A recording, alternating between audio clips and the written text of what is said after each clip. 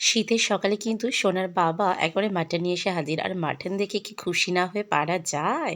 তো আমি কিন্তু একেবারে আদা, রসুন আর শুকনো লঙ্কার পেস্ট করে মাটনটাকে ধুয়ে পরিষ্কার করে নিয়ে ম্যারিনেট করে রেখে দিয়েছিলাম। তারপরে কড়াইয়ে তেলে টুকরো করা আলু ভেজে তাতে পেঁয়াজ ভেজে সুন্দর করে ম্যারিনেট করা মাটনটা দিয়ে ভালো করে এপিঠ ওপিঠ সুন্দর করে খুন্তিটা দিয়ে নেড়ে চেড়ে তাতে কিন্তু আমি দিয়ে দিয়েছি লবণ, হলুদ দিয়ে কিন্তু আবারও নাড়াচাড়া করে সুন্দর করে কষে তাতে একটুখানি মশলা ধোয়া জল দিয়ে তার সঙ্গে টমেটো দিয়ে তারপরে গুঁড়ো মশলা, জিরে, ধনে, শুকনো লঙ্কার গুঁড়ো দিয়ে ভালো করে নেড়ে চেড়ে দেখো কত সুন্দর তেল গলতে শুরু করেছে। আর দেখেই যেন একেবারে লোভনীয় লাগছে। মনে হচ্ছে যেন কষা থেকেই তুলে খেয়ে নিই।